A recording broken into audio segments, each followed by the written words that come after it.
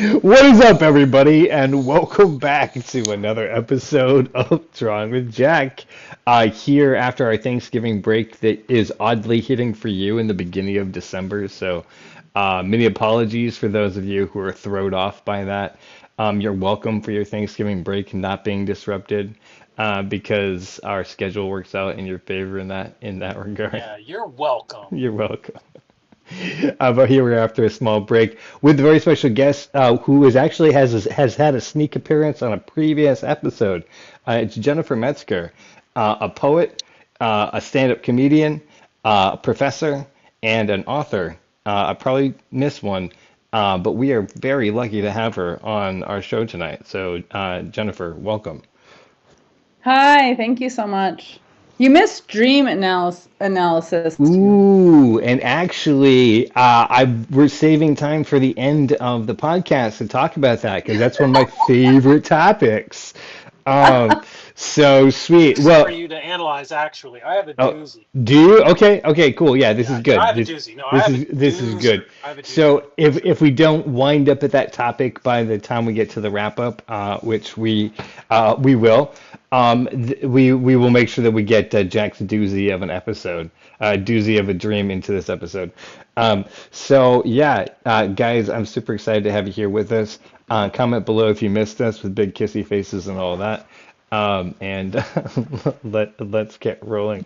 Uh, so, Jennifer, where do you want to start with all that? Do you want to start with where you are now, work backwards, or like where you started with your art, or Uh, kind of explore free form, like an E. E. Cummings poem? I can do an E. E. Cummings poem, but I don't know if Yes. anyone could follow that. Okay, fair, Um, fair. but I can skip around in all of time. I'm about all Um, about skipping.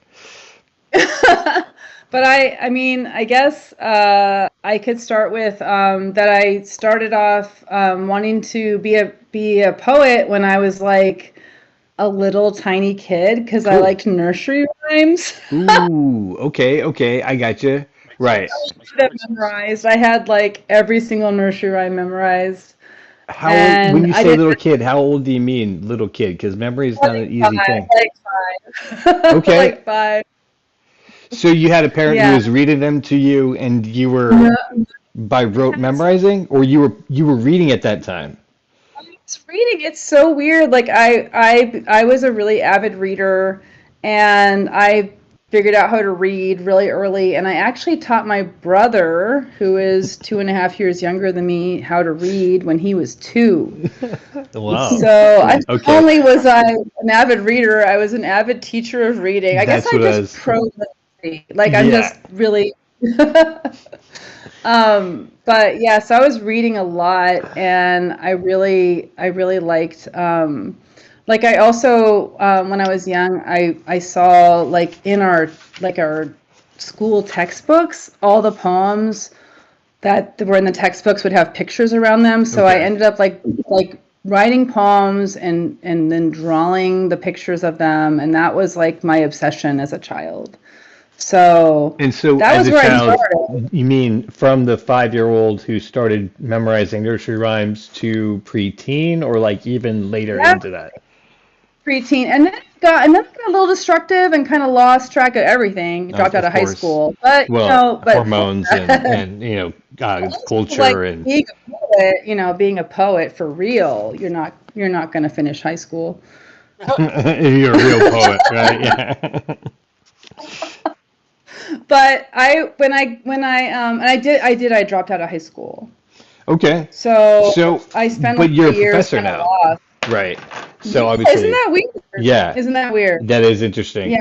And then I don't think also, so, No. because I think when you kind of turn your back on the value of something in your youth, it kind of creates the vacuum of space for you to find the value of it. And like education is like an incredible thing to find the value of. I mean, I think if 100%. you can truly take advantage of like a valuable education in your life at the time where you like really discover how valuable it is, it's definitely one of the most powerful things that 100%. can happen to you. No, it's I so true. I would say that I any of also our younger listeners who have the opportunity to do that, Now, like, it's a shame that right now in America you have to go into a lot of debt to do that.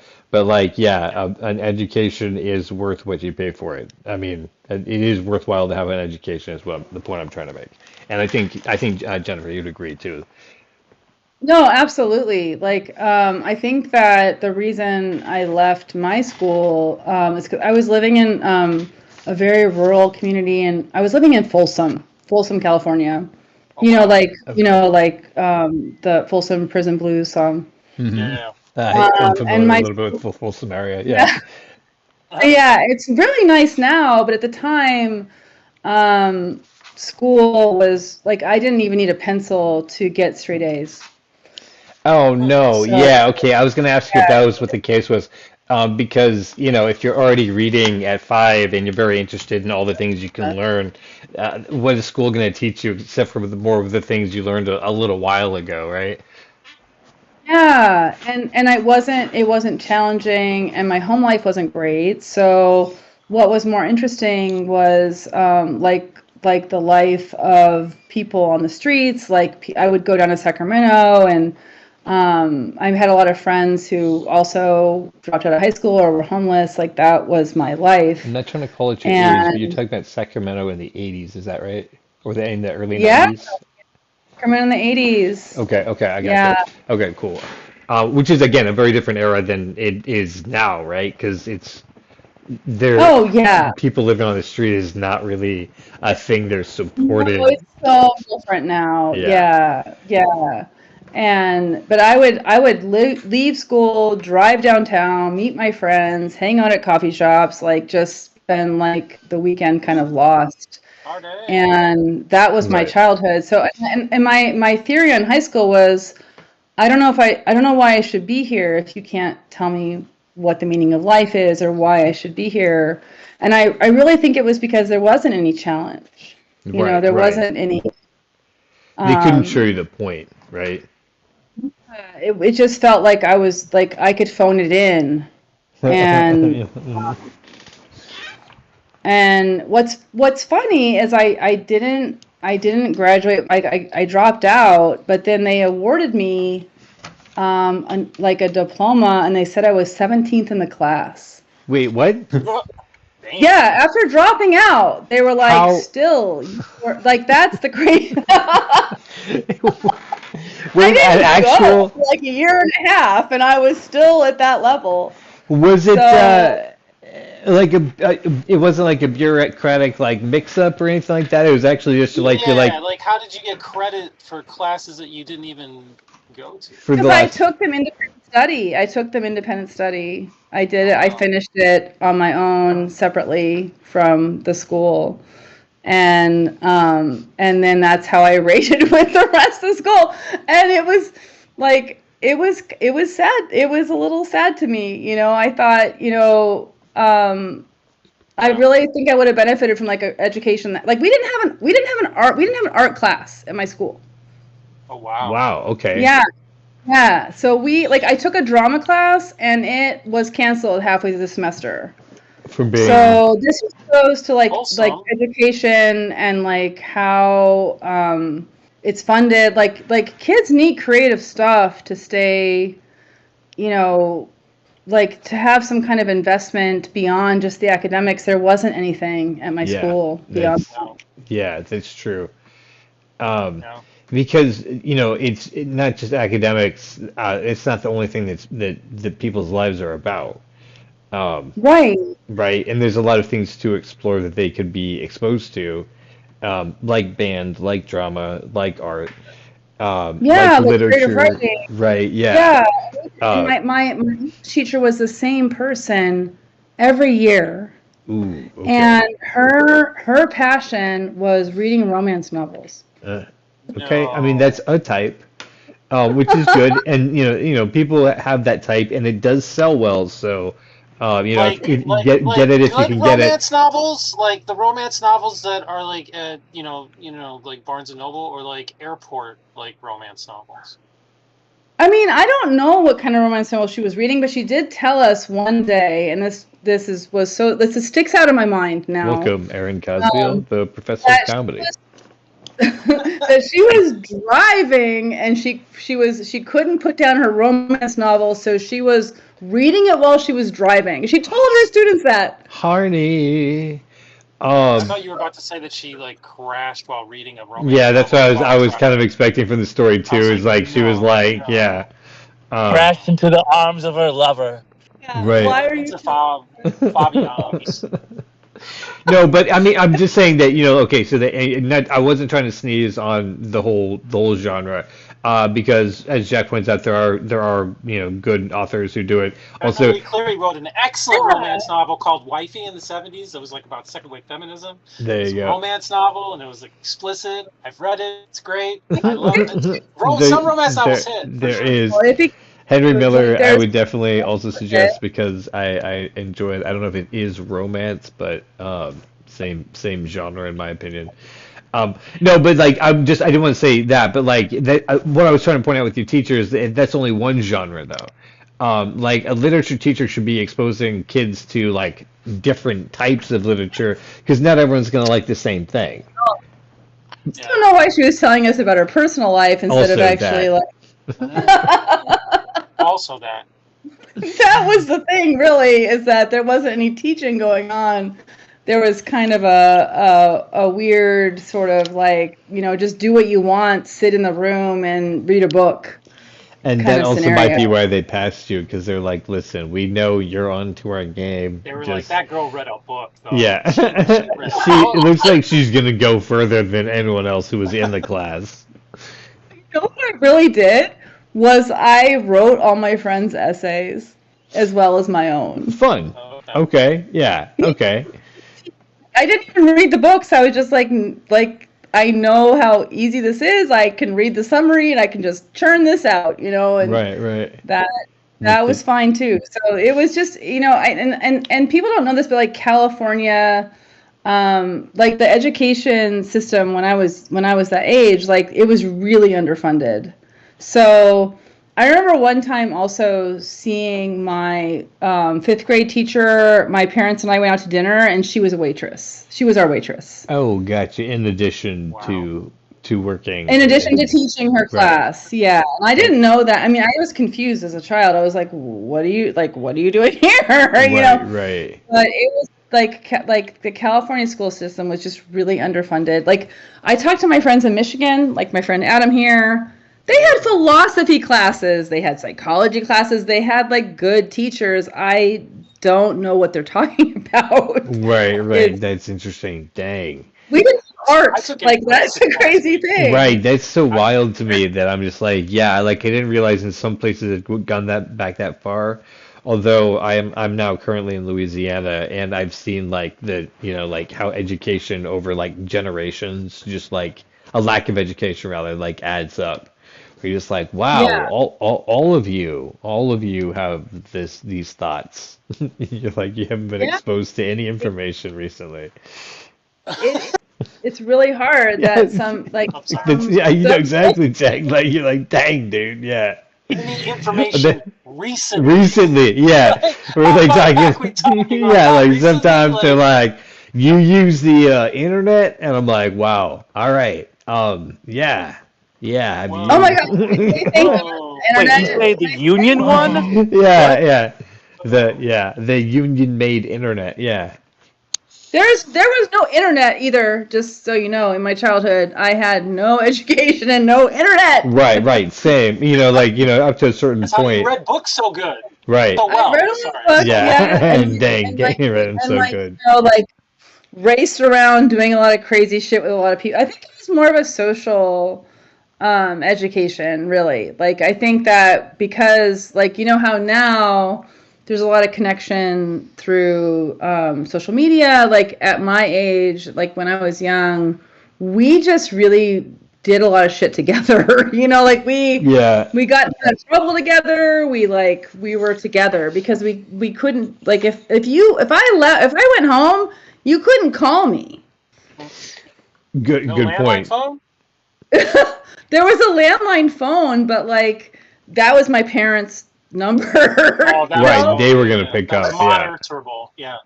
when I was 16, I was on AOL, and I Dang. managed to like get like a mini AOL girlfriend, just like a girl that wanted to just like call me and talk to me.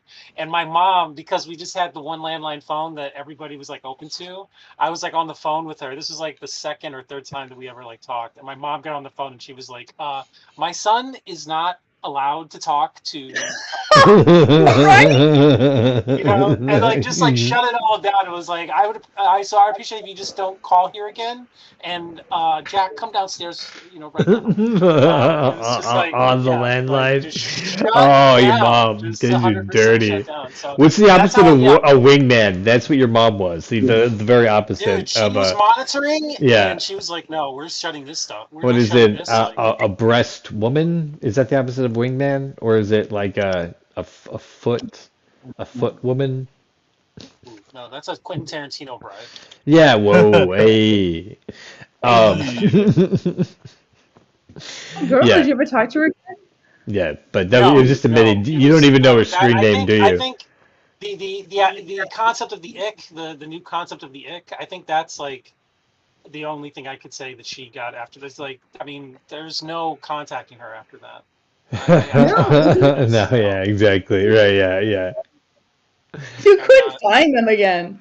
No, it, like disappeared. Like, Listen, guys, we want to make this connection happen for Jack. So, if you know who the opposite hey, person of is of that listen, we aim don't aim screen listen. name. She's probably happy with her life, and that's more power to her. Like, Well, I mean, that might be true. I'd like to hear about she that. How dodged a happy she bullet. Let's is be that honest. she. Oh, but you know that trend of people who are unhappy in their marriage and they leave their marriage and they Oh, end up with their high school I, sweetheart from Oh my Facebook. God, their first aim or their sweetheart. random AOL sweetheart. Right, yeah, That happened. exactly. It could be you. You could be the next Hallmark movie. You could be Random the AOL next sweetheart. romance That novel. concept exists. I didn't just make it up. Yeah, then you could So, write a yeah. romance. There's a Yeah. whole series of like, yeah, aim to Jack. That Yeah, doesn't aim to sound me. quite the My the specific. yeah, that sounds like gay erotic thriller. Um Ooh, I would read But that before book also two. Chuck Tingle, has aim to Jack. Aimed Yeah. squarely at me. Yeah. fun. The romance novel that's about the people who reconnect on Facebook after leaving their partner. Like that's a romance novel that maybe hasn't been done. It's Yeah, true. With yeah, absolutely. vampires. I mean, that one's yeah, I think it's It's that very modern, vampires. modern and unique. Yeah. And they're both vampires. I'm Nice. sorry. Okay, yeah, yeah. Yeah, They that's how you get sparkle. me. That's how it's aimed at Jack. Yeah, Yeah. for sure. So relatable. Yeah, 100%. So Jennifer, you said that's where you got started. Yeah. With is very young. Now, let me ask you this, and this was something I wanted to talk about when you're talking about it. So I'm going to circle back around to this. You said that you started teaching your brother and reading really young, and that's what you've ended up doing. So, do you believe that people are like who they are from birth, and then kind of like explore different options until they settle into who they are, or what's your take on that? Oh my God, that's such a deep question. Okay. First of all, you should know that I didn't like I studied painting. Okay. Like I didn't study like I went into college studying art for many years and didn't return to writing until I was like 30. Wow. Okay. So, Interesting. yeah, because I was a little afraid of it. But Okay. now I teach a lot of students who I really trust their youngest ambition. Like I trust who people are from their youngest selves. I really do. Yeah. Like I've seen it Okay. so many times with so many students. And like and being a writing teacher, you can ask them to write about their earliest memories. And Interesting. when they do, it will like it will tell you like they will even recognize like, oh, that's who I am. Yeah. It's so weird. Like Yeah. I Well, don't even because know how to. it's not the things that happen to you when you're young. It's the things that you remember happening to you young that become core memories that form Yeah, your identity. So like that's just like this is who I am and this is what the universe is. It's like a piece of your worldview, right? So when you begin to write about those things, is when you do identify the pieces of yourself, and that's kind of why I was asking. That's interesting. But so you Well, were what you can ask students is like, what's your earliest memory? right. And whatever that memory is, or like, what did you say you wanted to be when you were young? Whatever that is usually accurate. Wait, I'm gonna turn to my friend Adam here right Yeah, now what's up? because I asked him what he wanted to be when he was young, and he Oh, said yeah. A spy. Interesting. spy. Ooh, interesting, Okay, Adam. so then Which is we interesting. recently You called my do math. father, who worked in- Yeah, math. Exactly. yeah, math, and like Undercover. Oh, guys, Adam really, Lashak, everybody, surprise guest, Adam Yeah. Lashak, who is a good friend of ours, who I think we're having on in a couple of weeks, right, or something like that. I could look it up if you guys actually want to know, but yeah, he's been on before. You guys know Adam. who could forget Adam? Exactly. What's up, Adam? But this is here's the thing, like Adam said spy, and I said, even with all of my experience with students who always kind of identify what they want to do if you ask them, I said, no, who says like, no, you're not gonna be a spy. And then I called my father who worked for the DEA. Just because I was like, hey, like that's a math kind of job. Like, what do you think my friend can do? Do you know what he said? What did he say? CIA. Immediately, Yeah, he was that's like, kind of "You what I was thinking. Yeah, because if I know about the agency and I don't know much, but like they have a huge division that is just number crunching to chase people down through documents, right? Like in spreadsheets, like I described Adam, and he goes, "Oh, yeah, he should be working for the CIA." I was like, "Wait, Wow. what?" Your dad works for the NSA? So he should What? do that. DEA, right? The DEA, I'm sorry. My dad was There's- DEA. My dad I was was like, gonna he say, can work for DEA. DEA is too like mathematically simple. He should do CIA. And he was talking about his friends who were like spies in other countries, and he was like, "That's what he should do." And I was like, "Wait, what?" Like that freaked me out. And so you're like, Genuinely. okay, that's interesting. So we kind of do, we know ourselves greater than other people do. What little child says spy? Right. Well, a child who's interested in finding out about the world. I don't know. Adam. I mean, Yeah, Adam, why did you say spy?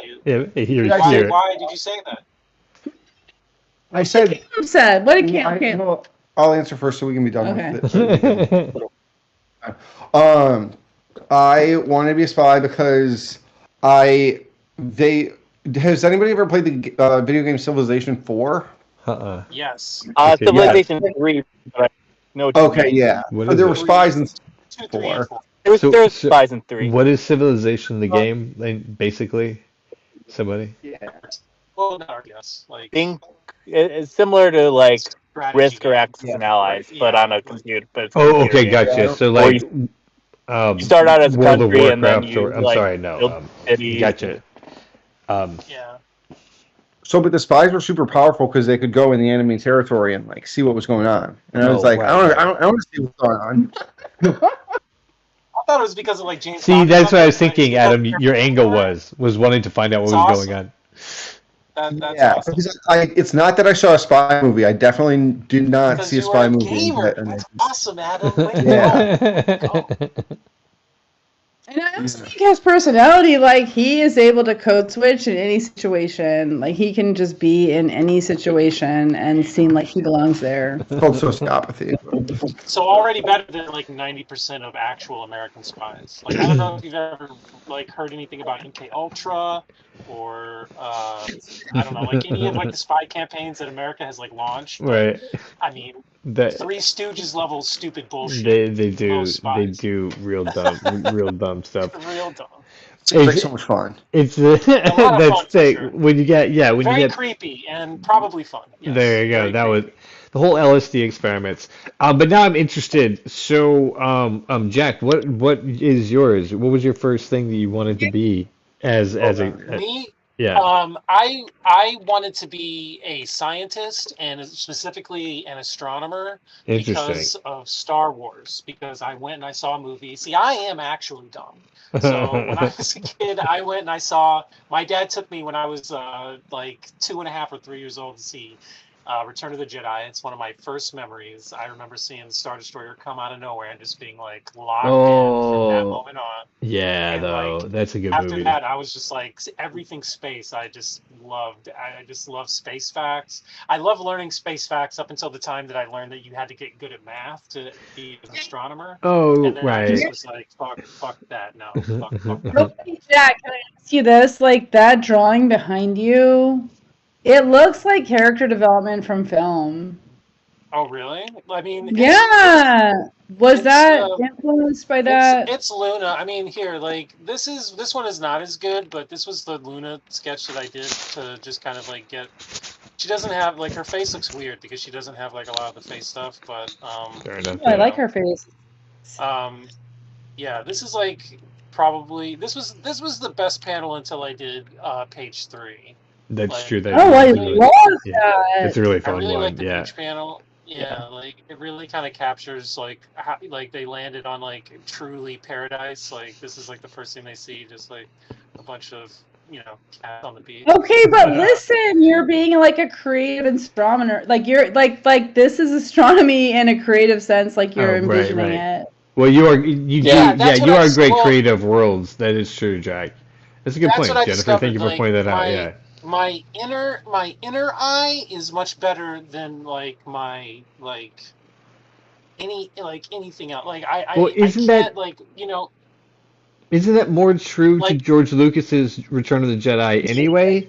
Because like he's that's not real astronomy. Like it's all he's seeing a long it's time ago in a exactly galaxy far, far away. And so the it's more inspiration for about the you, characters. yeah, is actually Yeah. you like being like, yeah, I want to see space like that. And then you find out not real space. You want to see fictional Yeah. space. Yeah.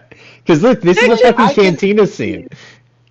I can concentrate really hard on a spaceship. Like I can concentrate and see like all the little bolts and like all the little panels and lights and like the compartments and like do the schematics and just I can see all that in my head very easily. But then when it comes to like seeing the math formulas to make the ship go, Oh No, yeah, no. no, not. I can't keep formulas in my mind. Like I tried to take chemistry and I couldn't keep formulas in my mind. It Yeah. was wild. Like I just yeah. Better look That's at for that. me Look for at the chemistry or any higher math. I love patterns and like how things work out like that.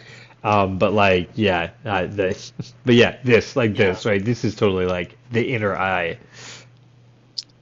I also Yeah. think that we don't tell like children, hey, if you're interested in like Star Wars, because I work at an art school, and a lot of students like you can do character development, you can do illustrate, like that's a thing. Illustration's a Oh, really? thing. Right. Like, Oh, oh nice. yeah, for sure. They're like, oh, we can like world building is a class. Yeah, I was lucky because my dad, he could draw. So he but he didn't want to teach me right away because he wasn't sure that I could do it. So he wanted to see if I had like, the mental capacities. And once he saw that I did, he like started teaching me how to draw and I learned really quick. I, I started school early and when I never took an art class, but my senior year in high school, when people discovered how good I could draw, they took me into independent study immediately. So, Right. They're like you don't skip all those like, classes. yeah, like I didn't have to take any of the other classes. They just had me make a drawing, a painting, and a sculpture, and that was it. They were like, yeah, you can do whatever you want. So, I was lucky to have my father to be there to teach me to just because it wasn't the technical side of things is necessary, but it's just like one thing. It's just like one aspect. Like the more important aspects is to have like the mental like perspective, but also just like the right attitude. Like you have to like understand like the reason why you do something and Yeah. like what you're trying to like achieve because like if you like just get like handed something and you don't actually like it and you're actually better at something else, you're just going to like end up hating it and it's going to be bad for you. If you don't have the skills, but you really do love it, and you should be doing something else with it and not like be the artist. So many people can't accept that they're not an artist, which I understand, but at the same time, we shit on artists so much in society. I don't understand why people want to be artists. All right. People It's a can't weird stand that catch-22 in they can't society. be an Yeah. artist, which Yeah. is just like, duh, you can't be an artist. You have to spit like that. It's not. It's only the truly like not. I don't know. They make it seem it's so easy to be like a fucking like Michelangelo. No, No, right. so No, I was. like, if you can't do it, don't do it. If you can't do it, Yeah. don't do it. Means like, don't like struggle through your life if you cannot do it. Listen, And it's here's, fun. But here's I'll the tell thing. you- Here's the thing about being an artist is that if you are a true artist, it means you spend a lot of time on ridiculous details that nobody else is ever going to see. That's what Yeah. artistry in the takes. Renaissance, you only learned how to do one fucking thing. Yeah, Like, exactly. we are so lucky to be creatives at a time where we have all this technology to where we can like really learn to do a lot of different things because Right. the technology handles some of the more like mundane tasks that, I mean, dude, in the fucking in like the fucking Renaissance, you were like a sculptor in a church unless you had been learning painting from the time that you were like fucking 2 years old. You were like a sculptor in a church that knew how to do like one thing. You were doing like a fleur-de-lis, or you were doing like this kind of thing, or you were doing that kind of thing, and you were going from church to church, and you were doing the same fucking thing over and over and over and over and over. It's just like, we don't understand how lucky we are, but You're running from town. um, Wait, I'll yeah. tell you something about my school. Like, this is the cool thing about the school where I work at University of Michigan. We are an interdisciplinary school. We don't have any majors. You don't have to have any tradition. You don't have to focus on any media. All you have to do is have ideas and then figure out how to execute them. So it's really, really cool. Like I'm so happy where I am because Wait, I hang can on, ask. hang on. That sounds cool, but how does that translate into a degree when someone goes out when they graduate? Because they just have a degree in fine arts. They don't need to have like a Okay, degree I in get fine it. arts. An undergrad doesn't have a major anyway. Gotcha. So they don't like we don't have traditions. So that means that problem solving is the heart of it. So like what Jack's saying, like about like have an idea, and then like what are you gonna like? You have to have an idea first. Right. And then where does that idea take you? And actually that's like part of my job because I'm the writing instructor.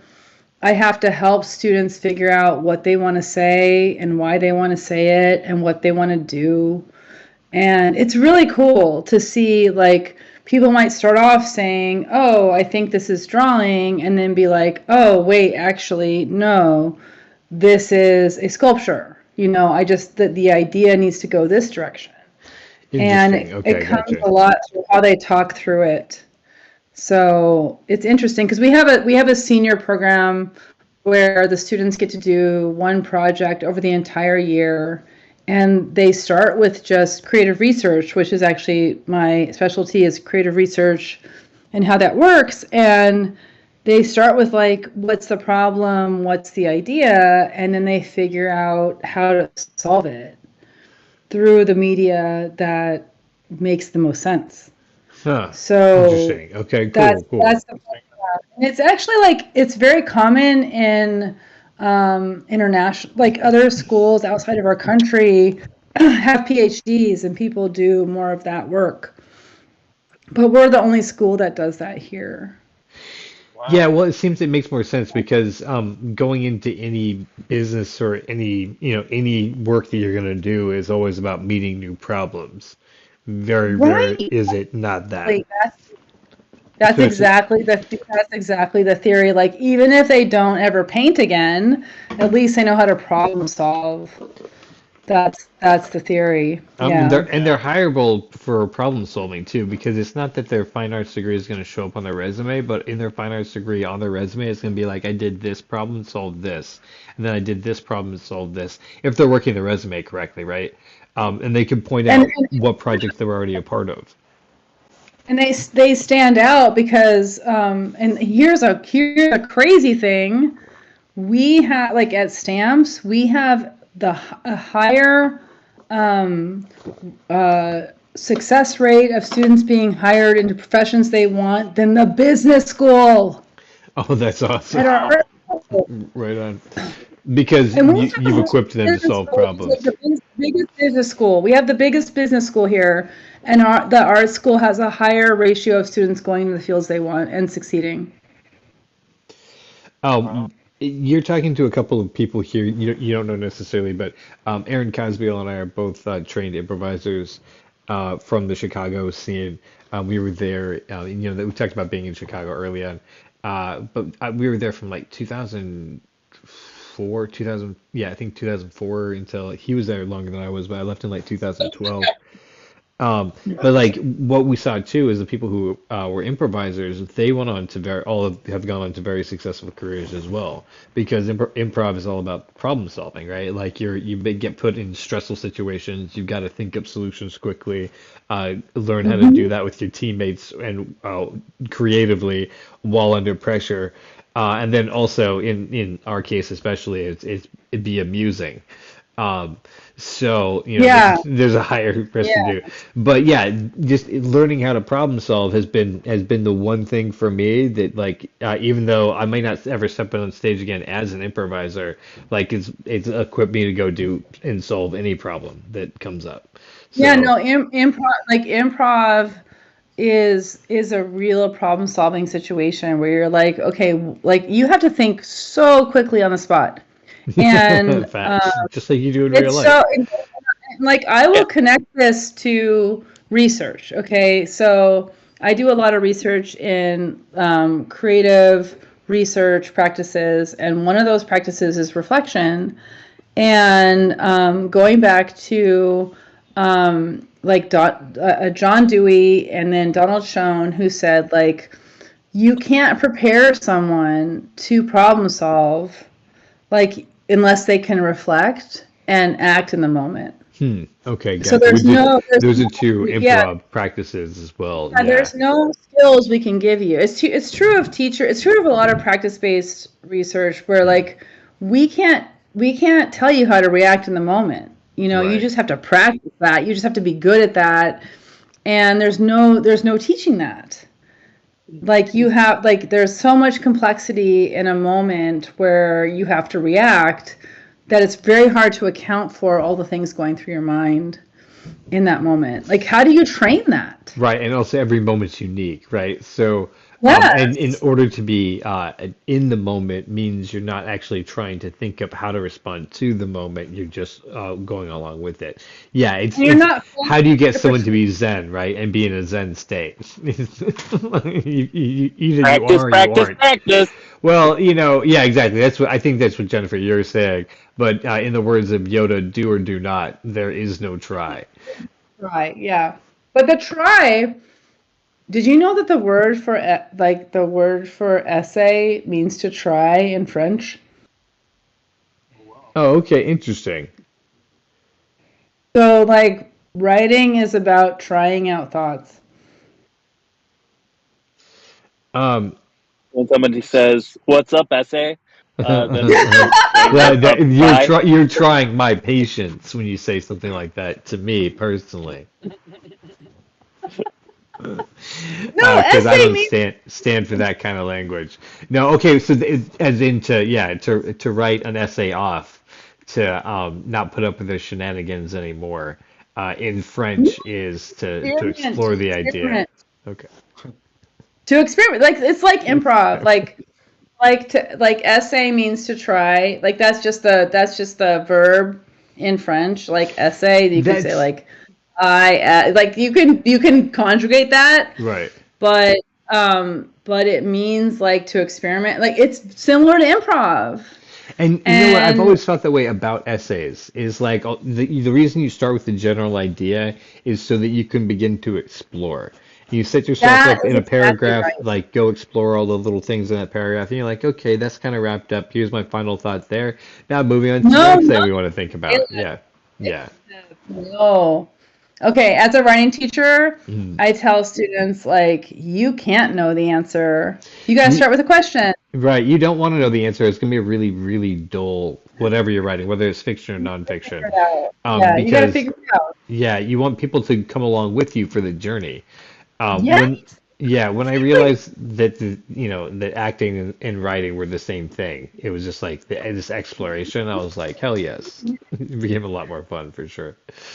What's challenging as a writer, though, is if you go through that journey as a writer and then you have to like recount it so someone can go along with you. You're like, Mm. wait, how did I start? Where did I go? Like, how do I get you there? And I think like I think we're supposed to be talking about comedy. Well, I think like that is sort of like a thing where like similar with poetry, like with writing in general, like I have to bring you in and take you on this journey with me, even though I discovered it on my own, like separately, like before, you know. But oh, how do I you're take you talking with? about how you have to like turn your experience into a human experience so people can relate to it. Yeah. Yeah, Yeah, I'm like, yeah. think Excellent like point. I discovered this way, but how do I take you on that journey so like you can discover it with me? Yeah, And it feels kind of it feels kind of fake, it can. and yeah, it's a little bit fake. And okay, I'm gonna call my friend Adam here right now Yeah. because he wants to be so authentic that he like for a while he was like, I'm not gonna tell the same joke, like I'm not gonna take someone on that journey. Right, Yeah. And fair. I was like, no, like that is a like you can get people to interesting places if I you. am bad at throwing away jokes, for He sure. throws away jokes like crazy, and I'm like, take this journey with you, and he's like, no, I've already been on this journey. I'm done. I'm like, At I'm least have like them the written check down for when you. the experience runs out. But if you're the type of person who has experiences all the time, and you have things you like to think about and talk about, you don't need it so much. So, uh, Or uh, uh, just more from your own experience, and I'm like, okay, I understand. You're like because my students, if I say to them like, you have to write about something you don't know. You have to want to write it. And if they don't believe me and they try to write something they already know, they really won't do their homework. They really won't finish the essay because they're bored. right, So exactly. Yeah. yeah, how do you stay like engaged but not bored in your own story is a question of comedy, I think. Yeah. Well, uh, in my opinion, it's making the thing so alive that it moves without you. You bump it, and then Oh, it jiggles, and it takes it's its just own like that. movements. Yeah, Yeah. um, But do you like but improv can like there's never the same thing twice. Like 100%. yeah, Adam and I are a funny like comedy duo here because we don't like to repeat what we do. And I like I've been doing this for a year now and a lot of people like Fun. I've seen some people repeat their same set for a Oh, we year. complained about this last time. And Some people build their repertoire up and just do that one set. I think that's the professor of comedy style, right, Aaron? I mean, you have to repeat jokes until like they are like stuck in your brain, trying out different ways of saying a joke. If you're doing it depends on what you're trying to do with comedy. If you're trying to generate new material, then doing the same jokes over and over isn't going to help. But if you're trying to refine your material so that it's good for a paying audience, then you have to refine. That's there you go. I knew there was a difference, and I knew you had the experience to explain it. Thank you, Professor okay, of we Comedy Aaron Cosgrove. story. Like, can I tell you a story Yeah. about me and Adam? Okay. We went to New York City and we did a lot of comedy there. Like we did like 3 shows a day for like 5 days. It was a crazy, like awesome experience. That is pretty awesome. And it was so amazing. And because there was real audiences there and we're in the Midwest, sometimes we're performing just for our comedian friends. And it Right, didn't right. feel like really good stakes. So we went there and we did that. And then we came back and we went to one of our ordinary open mics, and Adam got up and just killed it. Like, because it was the New York set, it was like, okay, this is like what it would be like for like this like real audience, you know, like I'm just gonna kill it. Like he killed it. That's so funny. Okay. I remember that he was intending to do a show, but he did our podcast and said, so I'm glad to hear that he went and did the show and killed it, because that must be the show that he went to go do. That's awesome. Way to go, bud. Before that. Yeah, it was right after. No, it was just before that. Oh, was it? Actually. Okay, I got you. So you killed Goss. it right before that? Okay, you didn't even mention it? I got you. All right. I got a little tea. Okay, like I don't think the people who are in town are gonna listen to this, but like, so Ed killed it at this set, like that actually is going on right now. Oh yeah. And I went out into the lobby after his set and was like ordering a drink, and someone who's like a local fave came out and stood at the bar like far away from me and said, "Jennifer Metsker, are you mentoring Adam?" What? I was so offended. I turned around and was like, "What?" I was like, "What? Why?" I'm right like, here. I'm like, you know, I'm a person. This is like an older guy, and like he has the nickname like Daddy, like because he tells so many dad jokes, and like I didn't know why he even came out. Like, why are you coming out of the theater and like harassing me? So I'm standing there. And I was like, no, like he's very talented and smart, and we like brainstormed jokes together. And he was like, well, if he doesn't tell the same jokes every time he gets up, he is not going to succeed. Oh, what? I don't think that's true. And I don't think that's what Aaron's saying at all. Yeah, no. But you don't have to tell it every time. No. But if you're trying to... Like, oh, you know what? Like, we come up with jokes every day. Like, like, this is an open mic. 100%. We're here to try new stuff. 100%. Yeah. And I think try new stuff until you're ready to and audiences I was very lucky when I first started doing stand-up, because there was a showcase with an open mic after on a Friday night. And in the showcase, you got 10 minutes. In the open mic, you got 5. And this was in Chicago. There was audience and the audience would stay also for the open mic. Nice. And then even after the open mic, we'd go to the diner across the street that was 24 hours and bounce jokes off each other until 4 a.m. Yeah, exactly. Yeah. See, yeah. Audience helps, like having a space to, like if you can like work your way to the showcase, you get out of the 5-minute mindset, and you can start to put some of these like jokes you've tried in your various 5 minutes and like pick your favorite babies and build a great set. But that was the weird thing about this situation, is we were in an open mic situation. And Adam actually killed it as if it was a real set. And then this guy is like, is a real set. This guy came out and was like, I didn't hear these jokes before, so obviously he's a failure. It was so weird. What? That's just that's a weird. That's what I'm like. Yeah, I definitely don't think that's what Aaron's saying at all. That's such a weird. Yeah. I don't know why you would even want to believe that you have to repeat jokes constantly, because that sounds boring even to me. To just as a performer who likes some safety.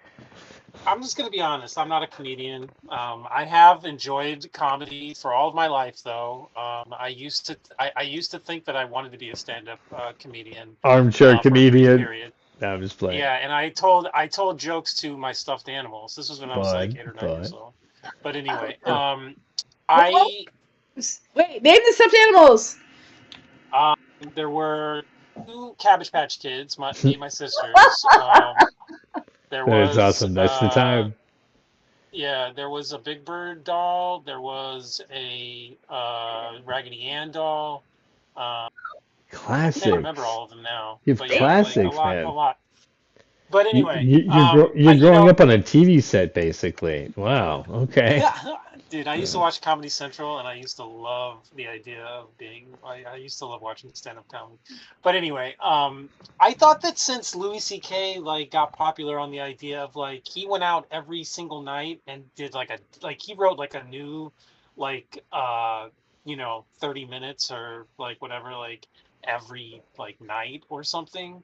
And he did that for like a year or like 2 years or something, and that was like a legendary thing back in the 2010s. But I he thought can there was- also pepper in new jokes to his long sets that he already gets to do.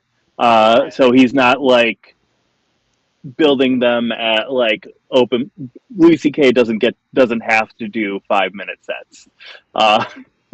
He gets the option of like seeing where it can fit into a I guess I just larger. meant that kind of work ethic was like in vogue, like that people Yeah. were like. So this old guy being like, you have to tell the same, like, seems like it's like extremely out of touch just in that way, where it's just like people are Right. trying to like do. I thought so.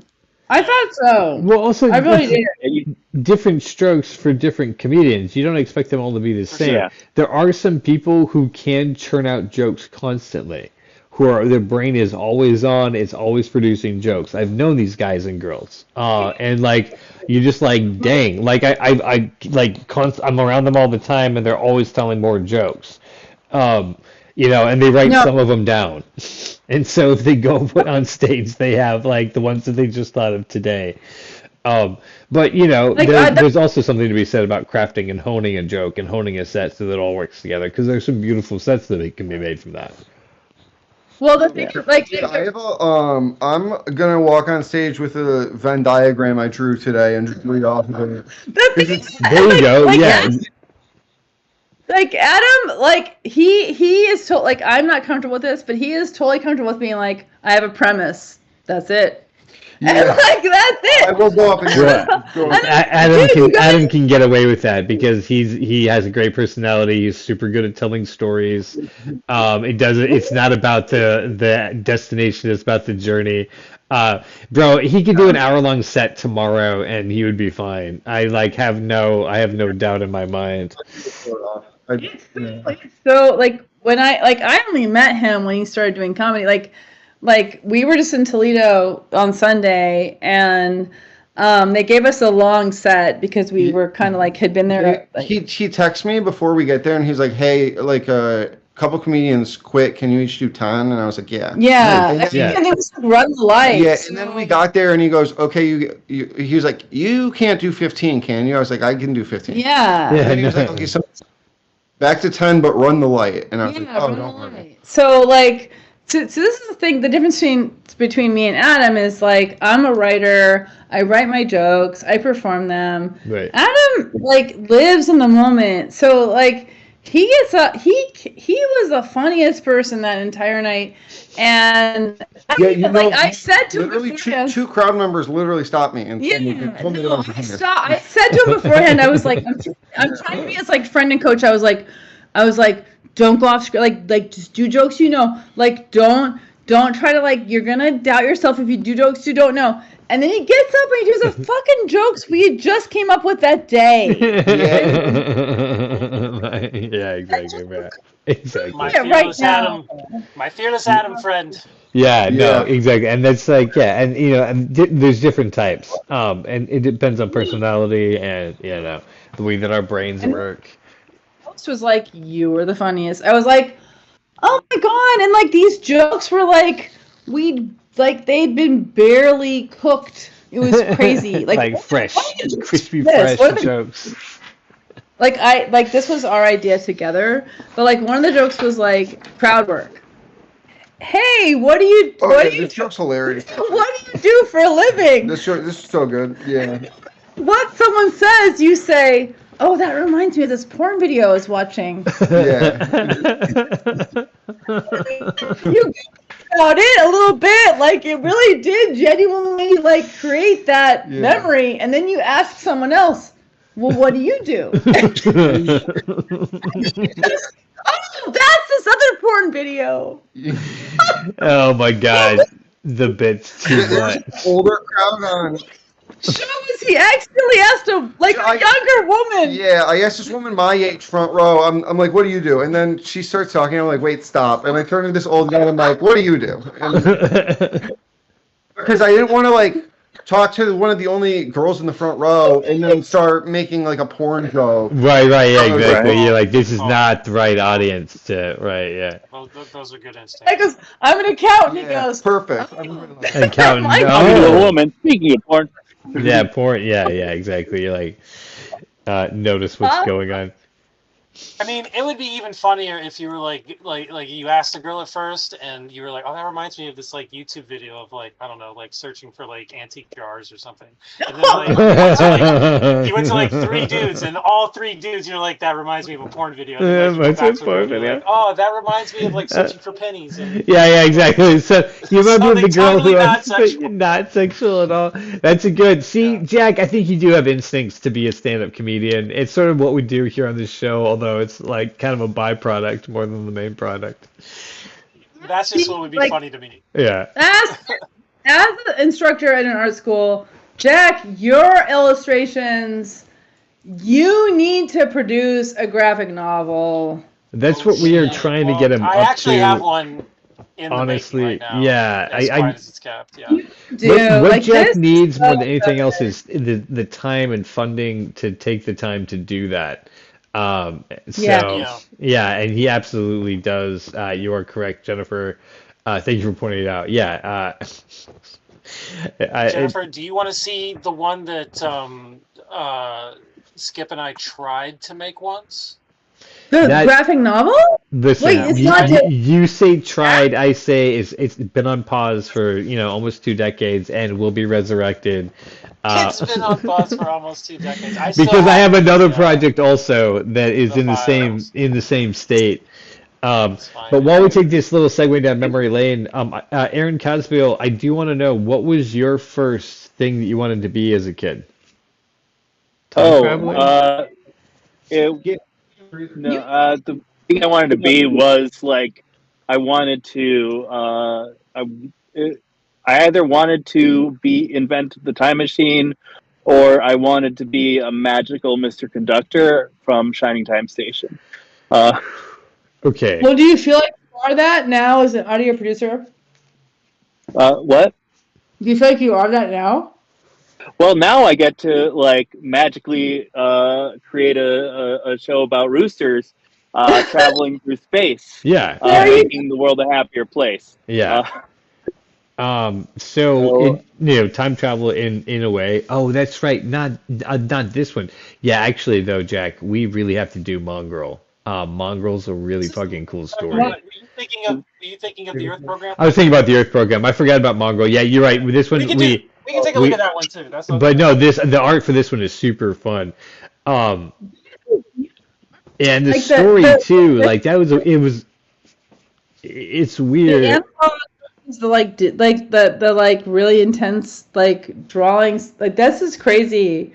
There's like Yeah. expressiveness, and then there's like really intense like detail. That's great. Yeah, this one I really enjoyed being able to do the intense rain detail to kind of like make the panels that came after this just kind of feel like even more I don't know, like just like gross in a way, like people don't like the word moist, so just like being like wet. I wanted it to be like really wet, but yeah, like Oh my god, I love that. Can you make that your artist statement? I wanted to make everything moist. I can. I have no problem with that. So yeah, this one was called Mongrel, and it was going to be about this character named Bert. That he was just like basically like a really scummy, shitty, like character that was going to find someone dead in a alleyway after he got beat up by some bouncers. See, this is like after he gets like punched in the mouth by the bouncers, and he's like begging to not get like beat up. And, That is such a good drawing. That is so I do good. really love that drawing of Bert. Yeah. Oh my god.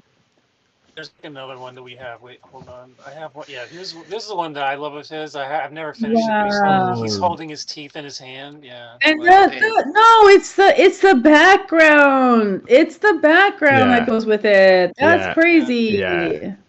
That is so definitely, yeah, 100%. I don't even Is that remember that image. That's Yeah, it's that's a blood crazy cool. water, a mix. so he was gonna find this character, Alan, dead in the alleyway, and he was gonna find his wallet and see his address, and he was gonna go to his house to like rob his house. Oh, that's right. And then He's when he because he's a mongrel. Yeah. Yeah, and when he Fair, goes to the yeah. house to rob it, he like goes into the basement and he accidentally goes into. It's like his time. I can't remember how the story goes, but it's like his time for judgment, and he accidentally goes into like another like dimension where he's going to be punished for everything that he Okay. you know Oh had my done. God. And yeah, and he tries to. I can't even remember how the story goes, but like Well, that he you are tries correct. to like. Well, but the portal he finds is in a freezer. He finds in the guy's basement. Um, Oh, okay. yeah, and that's where it loops back around is that he faces judgment in the freezer, and then it turns out he gets trapped in a freezer, and he becomes the dead body at the guy's house. The dead Oh my guy's God. house. Yeah. Oh yeah. Yeah, this was a prostitute that was going to be at the bar with him. Who's actually she's on the next page. Wait, could I say something? Dude, I can totally write that story way better Sure. now. Because I think this is yeah. really amazing. And one thing I'm noticing is like, as a writer, the shit I don't. Sorry, I'm not supposed to curse. The stuff I don't remember doing. Is often really good stuff, and Jack saying there's stuff he doesn't remember how it goes, and it's his own story, and I feel like that means you were really in the zone, you know? Everyone 100%. says that. Everyone that sees this says that I have to finish it, but because I lost contact with Skip, that's the reason that I never finished it because Oh my I God. just I didn't want to do it. See, Without, this is the sort of stuff I'm talking about, Jack. Like, we need to get to the point where we're making this our product full time, so we can be like, hey, you want to work on that project and get it done? Because Yeah, seriously, you just like get a little bit done, put it on the back burner again, yeah, and get a little bit more done. And people are like, oh yeah, we need more of that. Yeah. right, yeah, more Mongrel, yeah, 100%. Yeah. And it is a fascinating story. I remember because we were both really fascinated with writing a story about a grimy guy. Yeah. And that was Like not being afraid to be mean to a character because they deserve to just be examined in a very like judgmental way because they're like a piece because they are a piece of shit. Yeah. And so that was it, but like also this is not that we're children of the 90s, so that's so like anti-hero type of thing. It's true, exactly. But like this is like pre-Rick and Morty, so people be like, oh, it was we were just doing the same thing, and that's we want our character to be a piece of shit, and then he gets treated like a piece of shit too. So when he dies in the freezer, you're like, yeah, this we deserve, motherfucker. Yeah. Yeah. Wait, let's see if I can find another. But that's not so much true of literary fiction, and I don't know if it's true of graphic novels. Like it's true of like media, like visual media, like digital media, and like. But I think like making a sympathetic character you'll follow through a book who's not sympathetic is rare and questioned. Yeah, it's true. And it's, this like, how do you connect to that person? How do you connect to them if they're like not sympathetic? We can do it in digital media because it's just engaging, just to look at. But like, right. I don't know. Yeah. But then the other thing is, as a lot of agencies are now looking for graphic like whenever I go to pitch my work to agents, they're always like, we're looking for graphic novels. So oh wow. you need to pay attention. Like it's a hot topic right now. Well, because graphic novels can very easily become storyboards for a movie. Just people are buying graphic novel. Like it's a really big It's a really big thing right now. Like my students who are, in their 20s, like they want graphic novels. So now people are looking for someone who can create that content. And It's totally cool. doable. Okay. And Yes, guys, just hey, real quick before we spin off, real quick, Jennifer, I'm just gonna pause for a quick bit. Just remind you, we're on a Cox and Space podcast. This is behind the scenes for a drawing with Jack, and we're here with our special guest Jennifer Metsker, joined with Jack Haynes, our illustrator, and the professor of comedy, Aaron Cosbill's secret guest, Adam. So Yeah. LeShock is here as a hidden guest. If you want to find out more, you can go to coxandspace.com, check us out. You can go connect with us on the Discord, come hang out with us on air, tune into the podcast as it's happening. You can also go to our Facebook and talk to Aaron Cosby about the things you're interested in and share with us what that is, and you can come and be a guest on the show. If you are interested in Jack Haynes' work in particular, and you want to see it become an actual graphic novel, you can go to our Patreon and support us. And through our Patreon there and join the crew. And just click join the crew, it'll take you there. You can join for a little bit as a bridge crew member, as a science officer or a cadet. So it's up to you, the monthly contribution, but that will make these things happen. And that's all it takes. Coxandspace.com. It's continuing to go on. Jennifer, do you want to call out your socials, places people can check you out as well? I am so only very simple social media Cool. Makes on things easy. Facebook. Okay. Yeah, what's funny is that's poets love Facebook. It's text forward, and we don't need to put images. So Jennifer Metsker on Facebook. There you go. Okay. That's really easy to do. Cool. With that, we will be going back to the show. So thank you for being here with us tonight. Thank you. This has been so fun. Like I actually think these illustrations are making my day. So I gotta say, thank you. I wanted to show this one because this is one that I just did on my own. This was just like a page from one of my sketchbooks that I scanned and I turned it into like a digital comic. Because that isn't about Jennifer or about the Genbot? No, this is just like my natural desire to want to tell a story about somebody that just gets like treated like trash. Like I don't know what it is, but like this drunk girl just like ends up vomiting in this guy's mouth. Like she punches him in the face and then just vomits in his mouth. And like that's the story. That's the one page.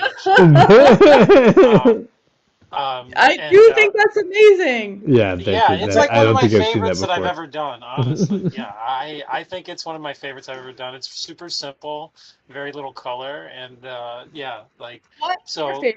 Why is it? I mean, it's very simple. It's like I feel like it's very understandable to the point, I mean, it's it's unfortunate that the guy is sympathetic in this one, but he's like a sympathetic character that's just like, the only text he has is are you okay, and then no, like you can see like that's more dialogue right there. No, he's like begging her not to vomit. He knows that she's gonna vomit on him, and then she just says, but like she just is obviously in distress, and he just happens to be walking by, and he's like, are you okay, and she just like punches him and then has to throw up, and then that's the end.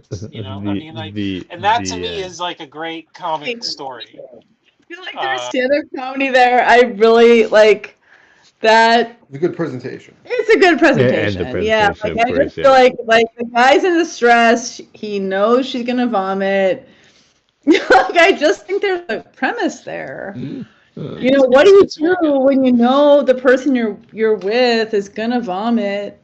Yeah, and like, in your mouth, on your face. Should you offer help, or I mean, everybody wants to help. Of course, want to help, but reject. Like no. Or reject, exactly. Well, it's like a legitimate rejection that is just—it's a little over the top, but we don't hate it. Yeah, like that was kind of the point of this story too, just to have somebody that was ultimately going to get just like kind of run over the coals in the story, right? I Oh my God, the aerial okay, view so there against the other views is so good. Jennifer, I yeah. think the question that you're asking in literature, how do you make someone who is a piece of shit, how do you make Yeah. us empathize with them? And I think in Mongrel, the goal is to you just keep, even though he's a piece of shit, you push it past the point where you're like, wow, you really shouldn't do that to a human, regardless of Oh, how bad they are.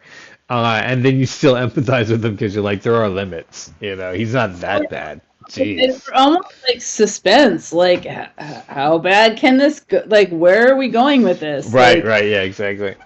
uh, Here in the no, I There's the totally bouncers. get bouncer. that. Yeah, there's the bouncer who beats the crap out of him. Yeah, Bobo. He basically has no midsection. And He then doesn't. You're right. Wait, does he have a neck? Wait, none of these people have necks. Like, what's? he has a yeah, He exactly. He has has a a little very neck. he has a tiny neck. The next guy, no Hardly neck at all. no neck at all. No neck at all. Right Like to negative shoulders. neck. That's negative neck. Negative neck. Yeah, He's they've in got panel side view. 3 too. You see him right here in panel 3. He's definitely no neck there too. Oh, He's Oh, got like neck. underbite. He has underbite. Yeah. I need to delete some of that green. Um, but Okay, here's a hard thing about being an artist, a visual artist. Like, how do you, like, you Freaking just drew Bobo. a guy with no neck, and you knew that meant, like, he was not a good guy. Like, how, like, yeah, definitely. Yeah. Well, how that do was. you, like, I'm gonna make you visually look like an asshole, and you're an asshole. There are some That's visual that's the cues, point. yeah. Yeah, that's the point. Yeah, like A evil no people neck are guy pointy. does look. He looks sus for sure. No neck guys. No A neck dude guys. with no midsection. Very sus to have no midsection. Sus, mad sus. If Extremely you have no sus. midsection. Judge? We don't want to judge because you want like Yeah, good I'm no not neck. trying to call out the That- girls who are sexually inclined, but or yeah. This is how you can subvert. This is how you subvert expectations by understanding the general reaction to certain things. So, but those guys are definitely archetypal. Yeah. Some of the other characters here. Those are the bouncers. Let's see. I mean, wait, See, do you here's a deep, complicated question. All right. Okay.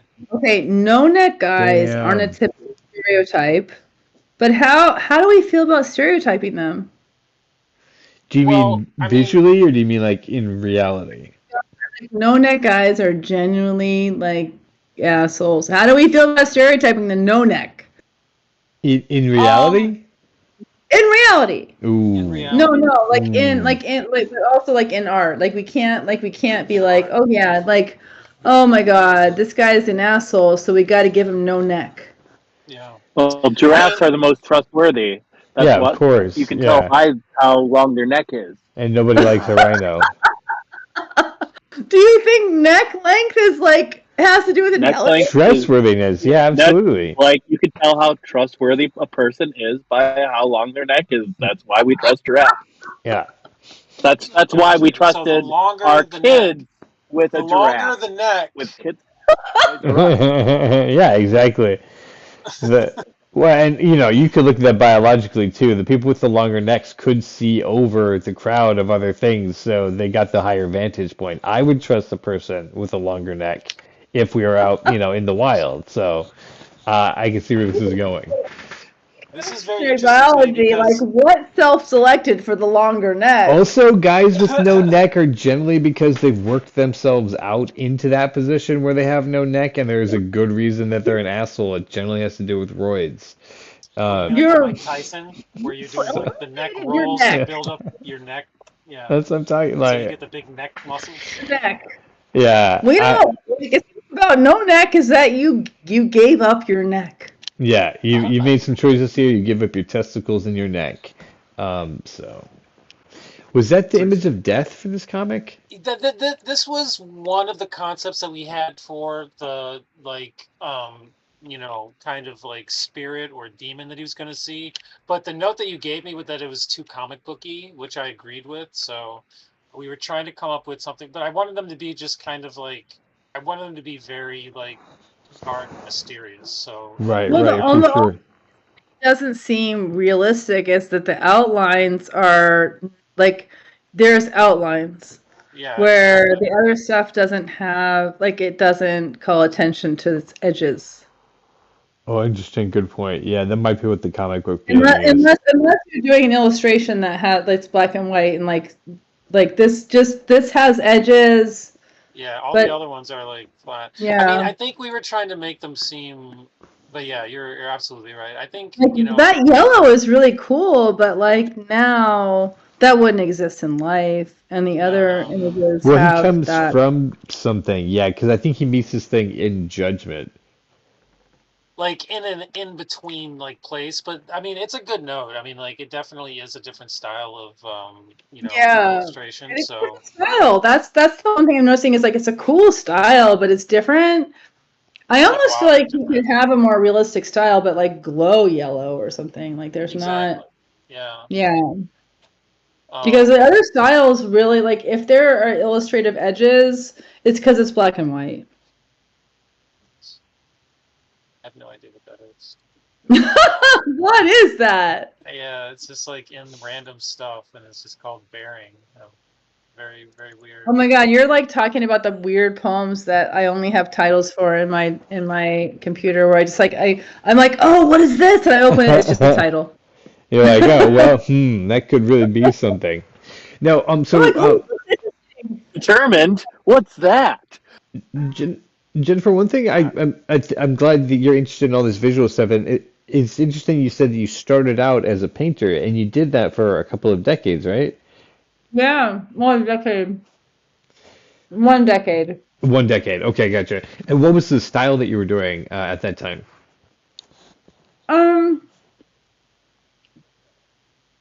It's kind of hard to explain if you're not a painter, but it's not realistic. It's more like really painterly, like Philip Guston, but probably no one knows who that is.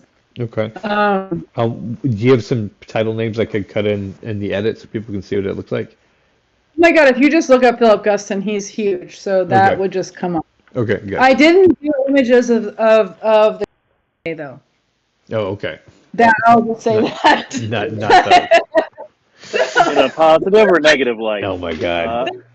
Stuff in the 60s where like he really was cutting edge, and like some of his images were like the cartoon. It's like cartoonish. You can see the brushwork. But I did his kind of brushwork, but I was looking at more objects like still life, trying to reinvent the still life because it's totally gone from our age as a relevant image. So I was thinking about like how many objects were important to me in my childhood, like in the 80s. Like I did like Hot Wheels racetracks and like Star Wars bed sheets and like Hostess cupcake holders. Interesting. So I was really into like images of, but like I'm talking like there's like the painterly style of Philip Guston, but like still life imagery from 80s childhoods. Okay. Which I thought was fun, but I hated painting and I wanted to be a writer, so I stopped. That's fair. It's a good reason to not be painting. But I really hate like being in the studio and being quiet, and how much money this costs to buy paint, and how much time this takes, and it felt really quiet. Honestly, like I felt like there, like you can say stuff with images, but not as much as you can say with words. That is So, true. Yeah, so I left art school. Although and there's an adage that claims otherwise. But A picture is worth 1,000 words, but you could say Oh, yes. 1,001 words, and A then Right. 1,000 be words up on are- painting. right. yeah, that was more fun to write than an image. Okay, here's the funny story. I quit painting when I couldn't paint a Twinkie. Huh. Oh, Wow. you quit painting because you? What do you mean Or you paternal couldn't paint a Twinkie? I wanted to paint a Twinkie, but like I'm not a good enough painter to make a Twinkie look like it has like shadows and edges and like volume. So it just looked like a yellow slug. Haven't you ever seen like a Monet? M-A-N-E-T? No. Monet, dude. Monet or Monet? No, That's what he's not saying. Monet. Yeah, he's saying Monet. Yeah, he's He's the saying Monet. true. Monet is considered the true, like grandfather of modernism because sure. because he eschewed like true like realism. Like he put brushstrokes, like simple brushstrokes, over like layering and like the masterwork like thing that came before in like the Renaissance. So he is considered like the godfather of like modernism, but like his stuff, I mean, like Monet would have painted a Twinkie with just some like yellow squiggles. Actually, like Monet. Guys, real quick, I gotta run. Oh, I gotta see the show. He's going to a show. Good Hey. seeing you guys. No, knock him Bye. dead, buddy. Yeah. Cool. We love you, Adam. All right, I hope I'm We not also overreacting. love Adam. you. The show is up the street. It's like a few blocks. I happen to live by the comedy Nice. place. That's awesome. Yeah, I live in a really cool place in Ann Arbor. It's a nice spot. That makes things But convenient. no, no, Manet, like, okay, you know what I was trying to do? Like, okay, if you want to pull this up, Manet's asparagus painting. Okay. All right. That's what I was trying to do. And that will also bring us to This is like you know, hyperrealism. a wife's recipe blog also. Loquacious. I'm Yeah, gonna be loquacious. and I you love spell making it wrong. asparagus. I'm What just is all it? Mayonnaise? I could not paint that. Mayonnaise what? Mayonnaise, yeah. The asparagus. Okay. So the mousse Mayonnaise de is- orse, or however you say it. Asparagus painting? On Francais. I am referring to mayonnaise as mayonnaise in the future. Yeah, Forever. mayonnaise asparagus. That's what I'm saying. If you can pull up a recipe. There it blog. is. Monet's marinade. Mayonnaise asparagus painting. That was like the epitome of my influence. Ah, Really? so you were like trying. You're like, I want it to be a Twinkie, and you're like, I cannot make it a Twinkie. I want to put a Twinkie where those asparagus are. That's what I wanted. You wanted to do something like that. That's what you wanted Yes, to but do. with a Twinkie. With a Twinkie. With a Twinkie. Just one Twinkie. I have some great news for you that's terrible for the environment. Now with AI, you can. No. But you know what? No. It has a lot less like surface different. Like it was impossible to paint it. Like it looked like a slug. It just like I was like, this is yellow Could not get the light. like shape. Hmm. This is a yellow shape. Okay, so like not I so like couldn't do that. not like this. No, I No. couldn't do that. I wasn't capable of doing that. Uh, Those were beautiful. I could not do that. right. And you're like, also, I hate this anyway. Dude, that The- frosting is bursting out. Look at that. Yeah. Look at the depth. Look at That's the depth of the bussin', gray bro, right there. Yeah, It's straight up. bussin'. It's Straight bussin'. bussin'. Tell you, like my inability to paint a Twinkie, like totally changed the trajectory of my life. That was it. Like I couldn't paint it, and I knew I was done. I mean, I don't, you know. Damn, that's a good one right there. See, I'm going to argue, I haven't even seen your output, but I'm going to argue that you could paint a Twinkie. No, you don't. No. I was a Right. terrible painter. Terrible. Well, It was terrible. you just at that point you were like, yeah, it's either dedicate the time to get good at this, or stop doing this. I wanted to be a magician when I was younger too, and so I started studying like how to do magic tricks, and then I kind of realized that it was a trick, and I was like, yeah, I could spend a lot of time getting better at this, but I really don't want to. Doesn't look like a Twinkie. I'm not sure what it is. Yeah, no, I'm never gonna like. Adam and I actually talk about that a lot because I'm like, what are we good at that we can keep doing that we won't just like check out because we can't actually do it. You know, I tried to I took drum lessons like rock and roll Later drum Jack's like end of it. I tried so hard to be a drummer Ooh, for like yeah, a year. no, yeah. People have tried to teach me rhythm as well. Either something that's not freestyle dancing, where you just move with the rhythm. It's more like formalized, or like drumming. I'm just like, yeah, that's not. Nope. My Like brain's I not was like, picking that up at all. Yeah. I'm not doing that, and I quit. Like, and we talk about that because we're like, what are the things you do that you don't quit because either you love it so much you can't, Right, right. or you're actually good and getting good feedback. Like Adam's only been doing comedy since August, Yeah, and he's and really incredibly funny. I'm excited to have him back when we're having him on. like he was telling like I've been doing comedy for a year now, and I've been going to all the shows. I've been really involved, and then I went to a show where it was just he and I and the hosts in the room because it was the end of the night. And he was telling jokes I had never heard before. I was like rolling out of my chair, and I hadn't laughed at anybody's jokes in a really long time. And here's this guy who just started, and I was like, hey, like that's really good, you know? Right, yeah, And exactly. and like to think about like especially for me, like I was a painter, I was horrible, and I quit. And I was like, keep doing this. You're good. And I don't know if we can all recognize like Jack, you are good at that. That is good. Like you need to do that. Like that is Right. so good. Like, I mean, Look thank you. at that.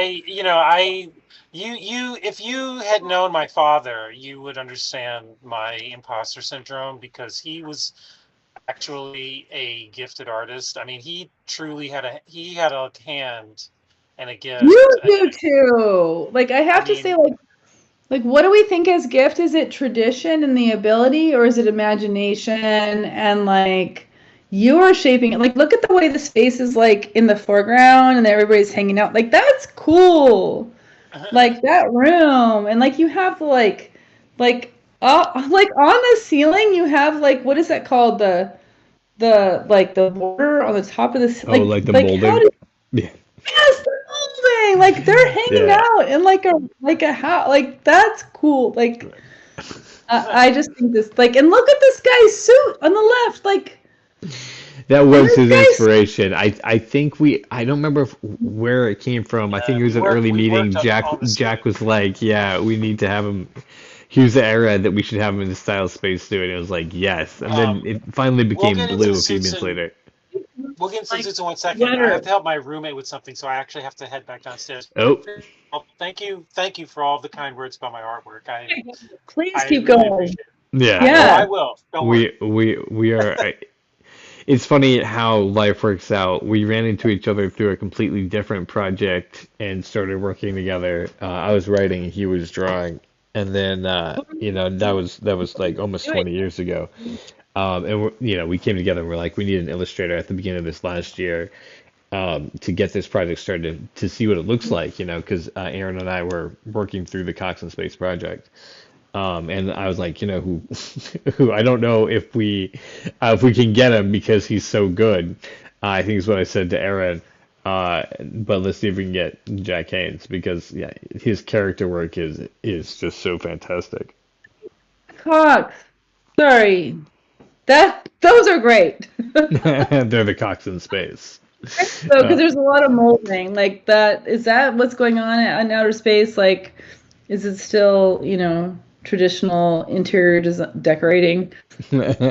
Well, they've landed on Pussy Paradise. And this is the reverse shot of the club from the previous panel where this cat was on stage. Um, so yeah, I believe so. They have wood paneling on the inside of that. It's kind of like So divey and kind of great. sleazy. Yeah. So I think that was what I loved about like when I was doing visual art too. Like like that was the thing I was trying to capture is like what are these objects and things in our world that aren't being shown or elevated in this way. Like I had a painting I had a painting that was of Star Wars bed sheets, but it just like it was as if they had been like wrapped around the canvas, so it just looked Ooh, like okay. like the Luke Skywalker with his hands above his head, and Yeah, like the classic. yeah, like the classic, but it like repeated across the canvas. But it was a still life because I was painting from a bed sheet. Right, right. But it was just a pattern across the canvas. So like the idea that like the stuff in our everyday reality like has some like beauty, or I That don't was the know, word just I thought. Yeah, it seemed like the most thing. Like even though the ordinary things have a beauty to them, the comfort like that comes from bed sheets, right? Star Wars or elevating, Blue or whatever. like elevating those things. That was what I was really interested in. But again, I was a horrible painter. So I So just didn't enjoy it. how did that translate for you to poetry then My when you bad. finally I'm back. nice. Yeah. What's up, Sorry. Jack? I'm Because sorry. that's you were like, okay, I can't draw this Twinkie, and then you said you were afraid of writing. Um, Yeah, so so I left how what was the school. fear, and how did you get over it? Well, I remember that as a kid, I wanted to be a poet. So I left art school and I was in Chicago. I was at the Art Institute of Chicago. Hmm. And I was like, okay, I'm gonna leave. And my husband, ex-husband, was coming here for writing school to where I am in Aurora. And I was like, well, I'll just go with you and hang out. Okay. Until I figure out what to do. And I came here and I started working at the U of M at the writing center just as like a employee. But I knew, like, I just knew I wanted to be a writer. Like it was like I'd been hiding from wanting to be a writer. And so I just was like, okay, here I am in like kind of a hidden spot. No one knows where I am. No one knows what I'm doing. I'm just gonna like write in my free time. And then I got into the program here. And then That's awesome. for Okay. poetry. Gotcha. Yeah. And then once I did that, I was like, oh, that it felt legit, And then I got a job teaching here, and then I pitched my job to the art school, so that's where I'm at right now. But yeah, I went it took about 5 years for me to figure out that I could go from I could do what I wanted to do, That's and I could that do it officially. that's awesome. Right. Uh, Yeah. so you're a poet. What type of poetry are you writing? What's your main muse or themes, style? Yeah, it's so hard because if people aren't reading poetry, which nobody does, Right. it's kind of like a thing you do because you love it, and like only poets like it's kind of like the comedy scene here. It's like only the comedians like only the comedians are watching it. Like only the poets really know what you're doing. Um, but I really like. I feel like poetry should be about questioning logic and surprise. Hmm. Okay, So interesting.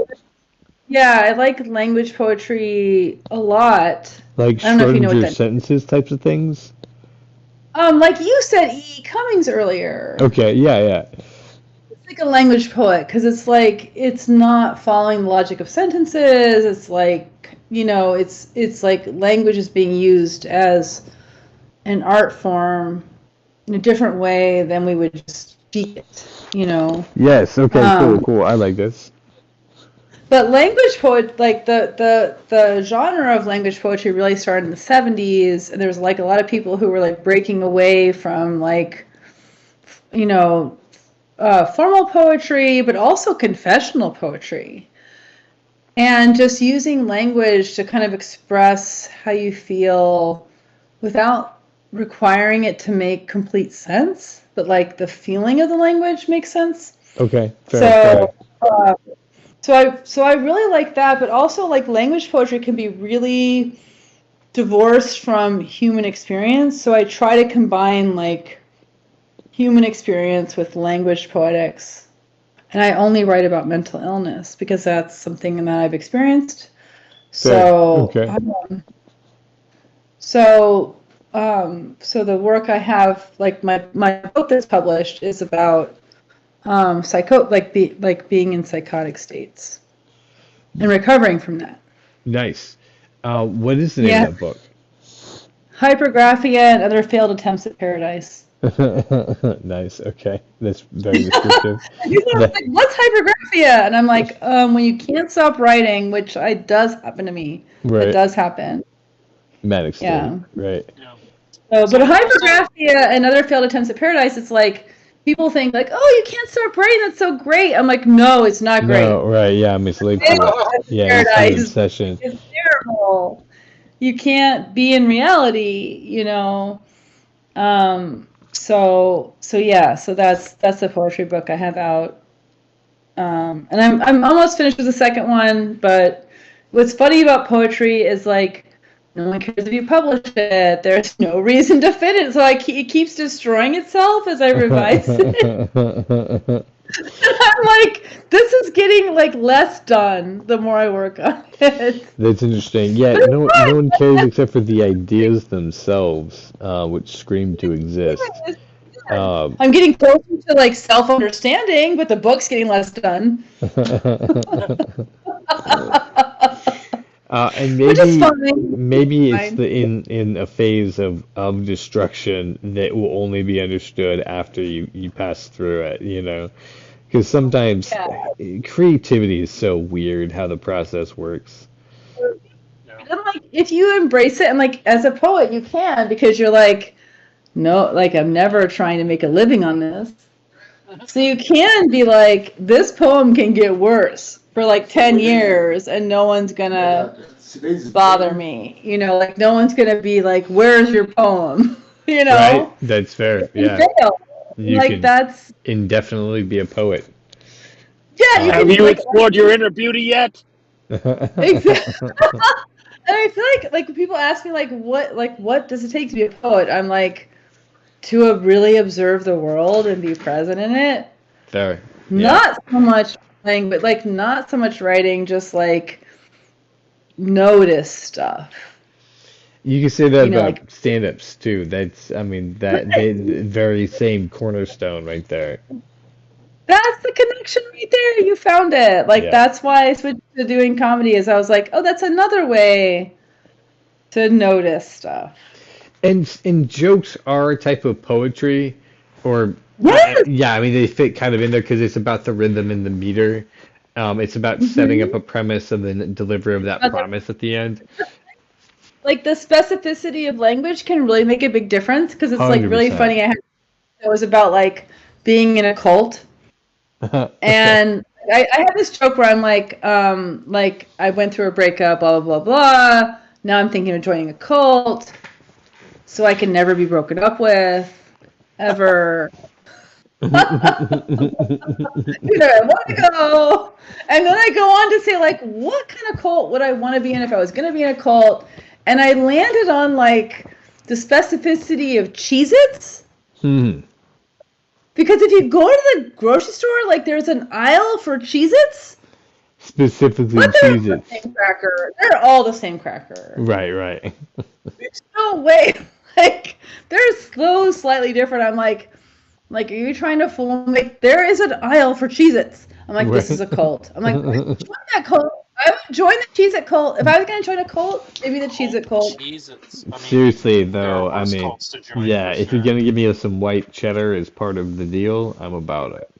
I'm Totally. just At our like wondering car. what the weird sexual shit you have to do for the Cheez-It cult, though. There's Whoa, always hey, sexual wow. shit Are you talking about like, yeah, I mean, actually cults, yeah, You always cults are have known to, for that like, weird sexy shit. Yeah, you always have to like Hey, give it up can be your flaming hot. wife or Oh, husband wow. on like days or Oh, like, You have to wear Cheez-It pasties constantly, like, yeah. So I'm just like wondering, but like I mean, I guess if you get, do you get unlimited Cheez-Its in the Cheez-It cult? This Like, I'm is that hoping, how but that works? I generally cults are they like making slaves, so I'm pretty sure you'd be working in Cheez-It factory. Instead of If you are favored, true. you get unlimited Cheez-Its. If you're unfavored, you don't get your Cheez-Its for the day. Dang. Actually, I have a serious question. So, the idea of being present for creativity, I think, is like spot on. But I think, like, like one of the things that classically people have said about technology, like especially in like sci-fi, is that it like separates us from our humanity, Mm. and reintroduces us to it, and like like dramatic, like biblically, like you know like terrible ways. Biblically And I, terrible ways. Yeah. like Okay. when you Definitely terrible ways. Can we get like more terrible than the Bible, though? Come on. not really. But No. like when you think about, so like I think about technology today, like like the smartphone, like, for example. Like when I was in like college, people were like taking flip phones and like making installations and like fucking art pieces about how like everybody's on their flip phone, and it was like ruining culture. And now Right. literally everybody has a smartphone and is on it. And like I think about sometimes the feeling I have when I'm like not like I don't have my phone with me, and I realize that I have to like be with my own thoughts. And there's like a feeling, there's like a genuine feeling of terror. Like I'll own that. Like sometimes I realize I have to be with my own thoughts, and there's like a genuine feeling of like terror. Oh my And I God. interrogate that. I like interrogate that, and I think like I used to be able to be with my own thoughts all the time. Like when I was a kid and walking to school, like I would look forward to like being with my own Oh, thoughts. And like now I'm terrified of being with my own thoughts. And I think about like how technology has like a part of that. Like I won't blame technology, like I blame myself, but like like it has a part in it where like it gives me this window into something that is like totally outside of my brain, but feels like it's like a part of me because it's like totally curated by everything that's like aimed at yeah. my psychology. Hmm. So like being present in the moment, I feel like is something that is like, it's not only hard because of technology, but it's also like terrifying. Yeah, well, but you're out of practice. Like it's a practice. Yeah, for sure. And like I grew up in it, so for me, I'm like, yay, technology, like get me out of that fucking like lonely, terrible childhood state. But I can still go into it very easily because that's where I grew up. I didn't grow up with any of this. So it's not hard to like sit there with no smartphone. Like I'm like that, like if anything that takes me back to child, I'm like, oh, I don't really like that. But Well, like I'm Well, not, I'm used and to it. and two, like I think with the practice, is what you're saying is that the more that you can do that, the more you can get to a place where you can just still your thoughts, where it's just Yeah. it's not that you're stuck with your thoughts, you're actually stuck with the nothing, which can be pretty nice. Just the absence of having to deal with the noise of the internet or who you are or your surroundings. I mean, I prefer the noise. Like For I think sure. we can adapt to anything. Like I think that's the truth of us is that Jack, if someone just took your phone away and took your computer away, you would figure it out and you wouldn't be scared. You would just be like, well, this is life. You Like would be drawing a humans are lot more very, on paper. yeah, we're just so we're so adaptable. And so I guess for me, I'm like, I'm adaptable. I could live without my phone. I could live without my computer, but I don't want to. So I love just doom scrolling. I like just like love it.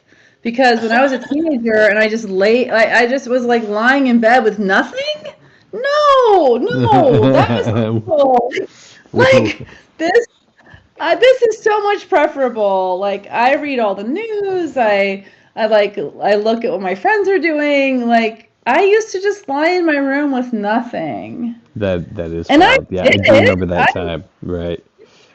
did it, but I don't really like I don't want to I could do it again. I could, but I don't want Right. to. Right. Right. Like please, this is better. Like I have like issues with being alone and like loneliness, and I really like reading the news. I really like seeing what my friends are doing. Like my students will be like, social media is ruining my life, and I'm like, I get it because you grew up with it, Right. Right. but I But yeah, didn't. do you realize what it's like to not be able to be connected to people? Yeah, no, hands down. I don't, and I won't check out all the way because of that, right? yeah, and I tell them like as a writing teacher, I'm like, okay, here's how to use Microsoft Word. By the way, I use a typewriter. Right. That's crazy. Like I'm like, you have no idea. Like you can move stuff around. Like be grateful for our digital age. Like, and people who vilify it, I say it's just a tool. Like we're not, like we're still gonna rise above. Like we're still, like even AI. It's Right. just a tool. Nothing. Humans are still going to be more fantastic because we are. That's just Yes, the because we default. are. We Like just our are. brain. Like they can't seem to recreate our brain with AI. They No. can't. No. There's Yeah. some Yeah, our limitations. brain is a quantum. It's like even beyond like a quantum computer. It is. Yeah, It is. tuning into the universe itself. So before we chase that tangent too far, and actually in that same vein, we're hitting about the last 20 minutes of the show, and I didn't want to miss the dream interpretation for this episode. And I'm afraid Jack might be like pulled away. So while he's here, and while we have you here, Jennifer, um, you guys down for tackling some dream Oh my interpretation God. as some of the things that you've done? Let's do it. All Yeah, right. Jack, let's dream. All right. So Well, yeah, if you want to hear, if you want, okay, so I had I had the wildest dream about really nothing, but it involved like two like friends that I knew at the time. So I had this dream Wait, what probably. time do you mean? Because like here's the thing about dream interpretation. Everything is symbolic, but only according to your symbolism. So and who were these and friends and at what also time? yeah, at the Oh, in the correct so time period as I well. had this dream in 2007. Wow. It was about two friends that I no longer had any contact with at the time, but in 2006 and 2005 we were like very close, and I was spending a lot of time with them. They But were but when you had the brothers. dream, there was no contact anymore, but it was recent. Yeah, right, exactly. Okay. And one of them, I mean, is he is and remains like like the definition of ungovernable, Okay. Okay. ungovernable. Okay, so he was a difficult person. Yeah, definitely. But we had a connection. So he was never like difficult with me, but yeah, he had like anger issues. Um, he was arrested in my apartment once because he Yeah. just like wouldn't stop getting angry, and someone Oh. called the cops. And when the cops came, he got in the cops' face, so he got arrested. Okay, I Um, have housemates like that, just yeah. FYI. So and then his brother is the other person. Just somebody that I Who was in the worked dream? with.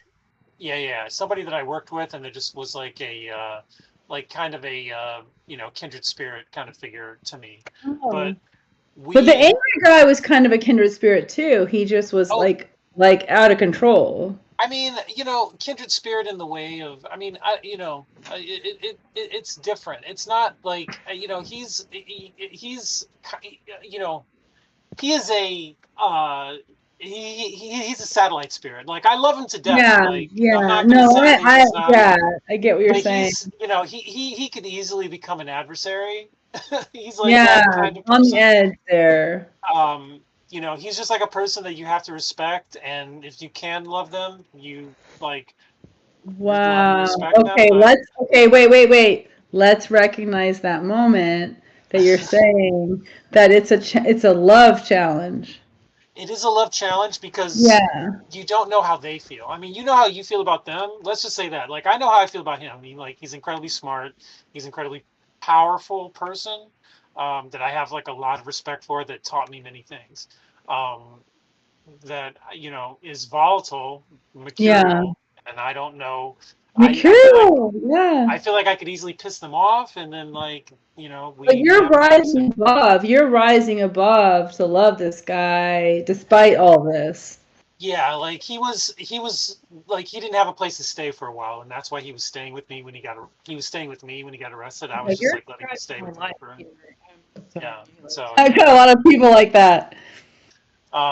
but in my dream, he's done something terrible and he's running from the police. And I'm Okay. trying to help him like stay ahead of the police. Uh-huh. And I have to like help him stay hidden. I don't remember how I help him stay hidden, but I have to help him stay hidden in my dream. And I have him I have him at my place, hidden in the dream, hidden somewhere. Yeah. And I meet up with his brother, and I'm trying to tell his brother that he's at my place, but I don't know where he is. And his brother's like, what are you talking about? You know, it's like I have him at my place, but I don't know where he is there. Wow, like a paradox. And so we end up like trying to get back to my place, but it's like one of those dreams where you just like you can't get back. Yeah. You can't get back. Like you just can't get back. Yeah. There. And in trying to get back there, I'm like walking down the street with him, and it's like a bunch of like construction, right? Like it's just like a bunch of stuff in the street that's like bundles of like I-beams or lumber, or just like crap.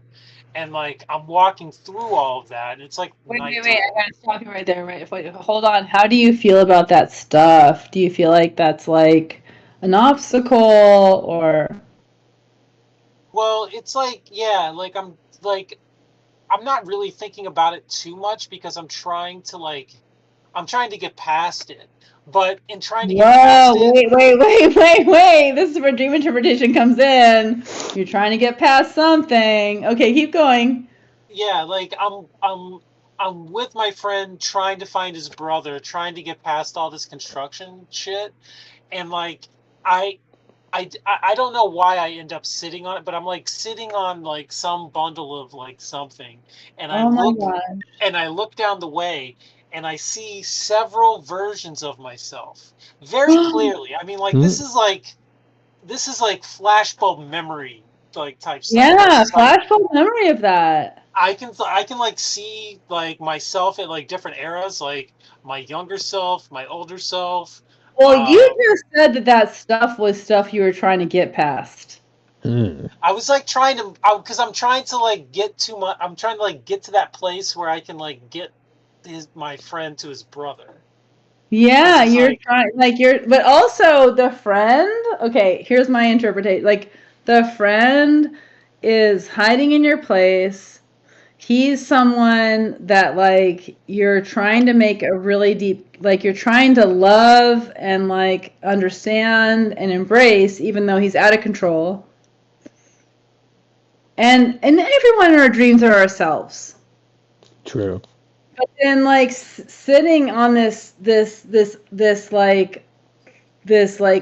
obstacle stuff that you describe as like stuff you're trying to get past, and all of yourselves are there, but you can't get back to this symbol of like I gotta love that, like. I gotta love that thing despite all of its flaws. I feel like there's something about the self here. Yeah, not even that you're flaws. Trying to get past. Like I wouldn't describe his anger as a flaw. It's like. No, I'm not saying he like you wouldn't describe. Like I'm saying like it's like the ultimate acceptance to get to that guy. Yeah. Definitely. I mean, there is like, so, you know, when I first met this guy, I mean, he definitely had anger issues. And I had a friend that was like a friend from high school that, I mean, he like this guy, he was like freaking out, and he was just so angry, and he was just like bashing his just shit around him. He was just like hitting it. Yeah. And my friend was like, I can't be around it. I can't be around it. And he just kind of threw like his own little hissy fit and left. And I remember thinking to myself, like, how worthless is that, you know, like somebody can be going through like the way that I saw it was just like this person is having like, you know, some kind of like obviously they can't help that they're this angry. And I do think, like, I don't know if you've heard the term like radical acceptance. But that idea of like you're trying to hide, like also think of the connotation of like hiding. Like you're trying to hide these extreme feelings, like this extreme person, but you're also trying to get back to them. Yeah. And you're sitting there looking at all of yourself, like all of yourselves, while you're sitting on this stuff. You're trying to get past. You actually said that, like you're trying to get past this stuff, to get back to this extreme, like emotional, like kind of volatile thing. Yeah. I feel like you're saying like I feel like the dream is telling you like be okay to embrace your most difficult emotions. Like let yourself get back there. Like don't, like all those selves that told you like no, or like all those selves that struggled, like it's okay to feel the rawness of that thing you're hiding. Well, isn't it true too? Because I mean, the stuff he's trying to get past is construction, and like emotions Yeah, are like a way of building the situation or building our point of view or our world. right. And it's like not completed. It's kind of like undone or in progress. But I think like part of it too is like there's a hidden thing that he's trying to hide but also get back to. Which Oh, isn't right. that The other all of us? friend's not. Yeah, yeah. All of us. Yeah. You know what's We're interesting to all me, Jack, is that happened almost 20 years ago. That dream, it still sticks with you. that's Oh, that I think that's really like that is a like if you're still like if that's still resonating with you, because I really do think our dreams, like I know I like joke around, I'm like a dream analyst, but like I really do think our dreams are our consciousness trying to, like our subconscious trying telling us something. yeah. Well, and that's Like where I specifically tied in this conversation with what we were just talking about, is because I believe that our dreams are telling us about our highest selves, the same ways that our true nature was who we were as children, yes. Well, before all the I complications. believe I believe our dreams access something that is deeper than and shared. Because I'll tell you about So another dream that I well, had that's what I mean. Our once. higher selves is the one that is all Yeah, of us. trying to Yeah. tap into that. It's like, but also like if you can tap into your higher self, you can tap into this like collective unconscious in a greater way. That's what I mean. Yeah, So the thing so that is all of us. Yeah, Jack, we have about 5 more minutes. Yeah, so let's hear this one. 4 minutes. So I'll give you the elevator pitch. So like I was, fucking this woman once, and At we one were time. really vibing. We were really vibing, Dream, and this is reality. so I was so the person that introduced us to each other. I was staying at her place one night, not having sex with her. Like I just went out with her, went back to her place, and I like fell asleep, and I was just like dreaming about this woman Vea that I, just was like really into. And I had a dream where I was I was like going through an apartment building looking for her, and I opened a door and she was there, and she was like, "What are you doing here? You can't be here." And she tried to like push me out into the hallway, and I was like, "I'm just like looking for you." And she's like, "Well, you can't be here right now." And we like had some kind of like interaction, and then I left and went on to some other part of the dream. I wake up that morning, she is like texting me like, "I had the craziest dream about you last night." Her No. her her dream was that she went out with someone and was in the bathroom. She was in the bathroom in like a bathroom stall, and I burst into the bathroom stall, and she was like, "What are you doing? You can't be here." And I was like, "I No. was just looking for you." And she was like, "No, you got to get out. You can't be here." And we had some What? interaction, and I left. Yeah, I know, right? What? So she perceived it as a bathroom stall. You perceived it I as her am not apartment. making this up. I'm not making That this up. is I did wild. not talk to her. She texted me in the That morning. Just okay, Right, that should right. confirmation. Okay, I actually I just read this article the other day because I'm always interested, like, who's gonna prove to me that time doesn't exist? Who's gonna Right. prove, like, Yeah, because we know like it doesn't exist. It does, like we passed through it. But where's yeah, 100%. and there was an article the other day. I read Popular Mechanics kind of religiously. I thought it was about cars. It's not. It's about physics. Nice. It's popular views of physics, and it had an article about how it kind of like proved that we are not living in time because people can predict, like, there are a few researchers at different places that are doing legit studies on whether people can predict stuff, just ordinary people, outside of time. So one of the studies was like, we're going to show you scary images and normal images and how to, and like put an EKG on you and like see how your body reacts. People were reacting to the scary images before they appeared. They knew they were new. That's interesting. Yeah, and then there was a lot of other studies about this, and it was like there are researchers at universities who are proving that our consciousness is outside of time. So what does it say about time? And also, like, physics and math can prove that time doesn't just go one way and we're not in it.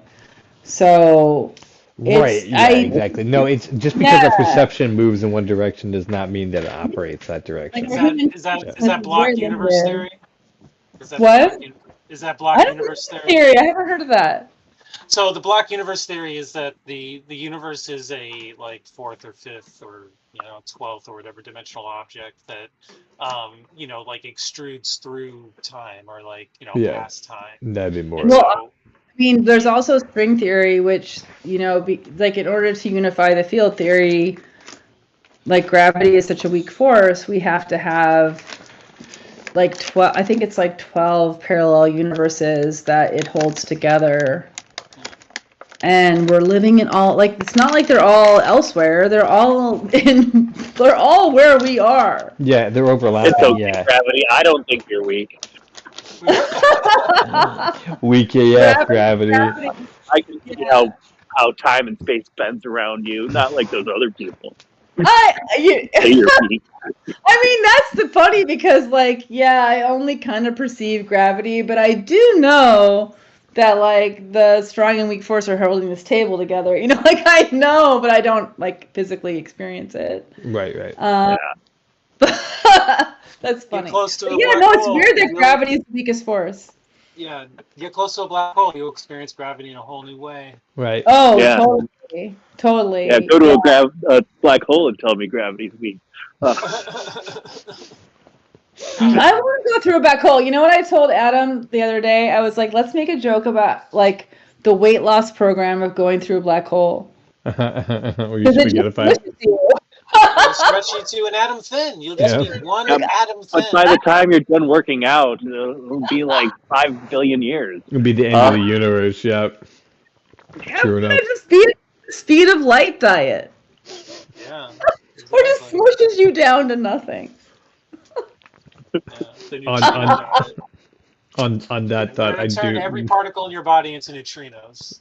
There you go. I'm on the neutrino diet. 2 trillion years better than the old Trino diet. Right, exactly. The old Trino. That old Trino diet. Guys, this has been a behind the scenes podcast with Cox in Space. Drawing with Jack. We're wrapping up here. So if you want to find out more about this, what we have going on, you can always tune in to us on YouTube, that you're probably catching us right now.